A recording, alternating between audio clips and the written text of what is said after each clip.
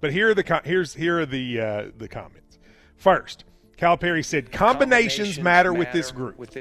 We're going to have some good combinations. We're a work in progress. You got to be patient. Just be patient. It takes time to get it all together.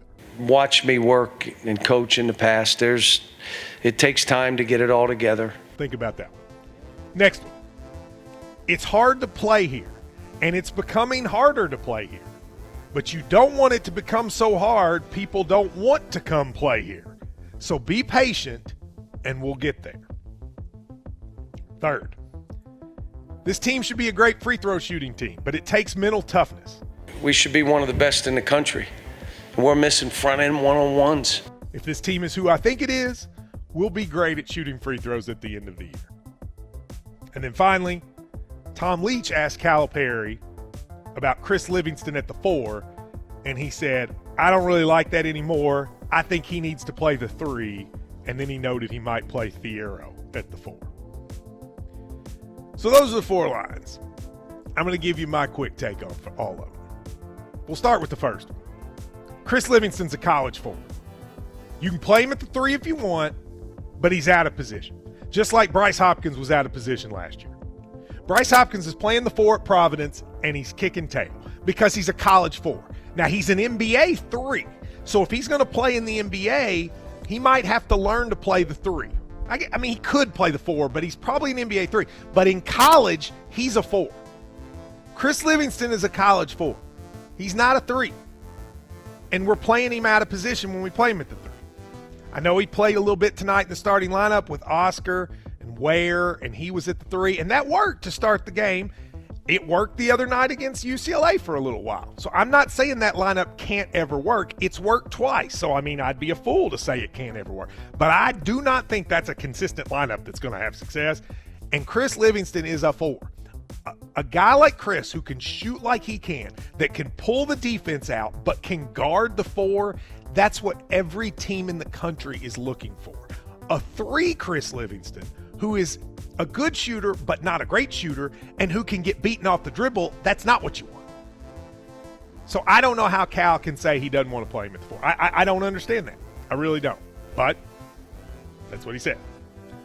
The comment that combinations matter, we're a work in progress. I agree with him that combinations on this team matters. There are going to be games where Severe Wheeler will be the difference in winning and losing. There are also going to be games where he can't play in the last 8 or 10 minutes, and Cal's got to be okay making both decisions. There are going to be games where Lance Ware comes in and plays well, and then there'll be games where he may not even gets off the bench ever. That's okay. I agree with him, combinations. You got to be patient. It takes time. I almost have to give a no comment to that. This is the oldest team we've had here in the Calipari era. The oldest team we've had. And they had the whole summer together. And it's not like these other teams have had more time together than we've had. Look, if at the end of the year we win a national championship, nobody's going to care that we lost to UCLA and Michigan State. But if at the end of the year we don't get the seed we want and we have a hard draw because we didn't win these games, being patient didn't do us any good.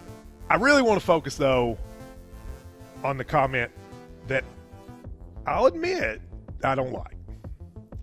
It's hard to play here, and it's becoming harder to play here. But you don't want it to become so hard, people, that people don't want to come play here. So be patient, and we'll get there. There's a little bit in that of blaming the fans for what you're doing. There was a time that when this was rolling, what did John Calipari always say? This place isn't for everybody. And he said it with pride. This place isn't for everybody. And he's right. This place isn't for everybody. We care about this so much more than everybody else. You could argue we care about it more than we should. But you know what? The reason you're listening right now is because you care about it more than you should. We got a snowstorm coming. It's going to be 2 degrees. And the idea that we're all sitting here listening to the radio is weird. But that's what we do. That's why this is Kentucky. But Cal used to see that and say, this place isn't for everybody.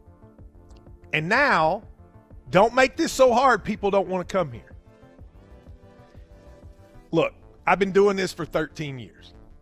Our fans are no more crazy or no more negative now than they were then. The difference is how much we're winning. I was here when Kentucky played football against Vandy and lost 40-0 under Joker Phillips. Do you remember the crowd that day, Billy? I remember do, how yes. many people were there? Barely any. Barely any. You know why? Because they were upset.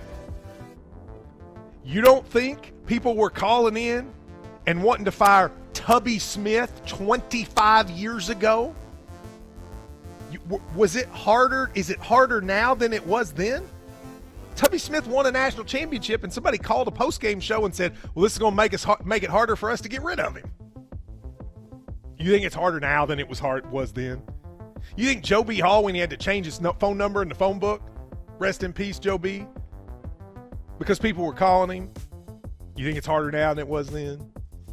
What about Billy Gillespie, who literally drove around town trying to make it to where he couldn't be found so he wouldn't be fired?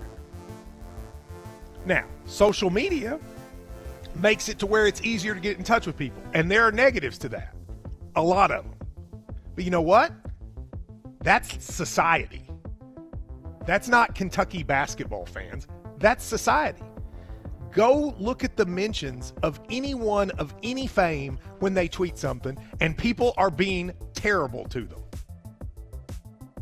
So yes, people are being terrible to the players, but they're being terrible to the players at Tennessee, at Louisville, at Duke, at North Carolina. That's just society. Now, that stinks. I wish people didn't act like that. But it is not the UK fan base's fault. So when you say it's becoming harder here, well, maybe to the extent that it's becoming harder to be a public figure anywhere, that's true, but it is not our fault. We did not cause the loss to UCLA, Michigan State, etc. When people act out, I say this all the time. If you write a player and say something negative, shame on you. If you ever write a player and say anything except go Big Blue, you're toxic. Don't write players and say anything negative. I'd go so far as to say don't write anybody you don't know and don't say it unless you're going to say something negative. But definitely don't write players. But we don't do it any more than anybody else. And blaming us is not the way to do this. I get it. But the Cal we need is the Cal who says, this isn't for everybody.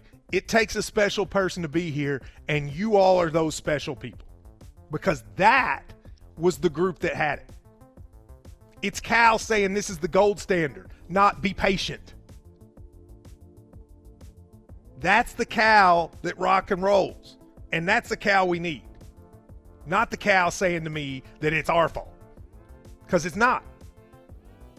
You see fans acting stupid with players, shout them down. That's how they'll stop. But we ain't doing it any more than anybody else. And I kind of don't like seeing people say that.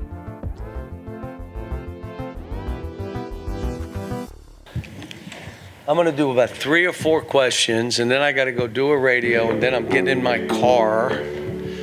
I was just with somebody that was asking about the Healy family.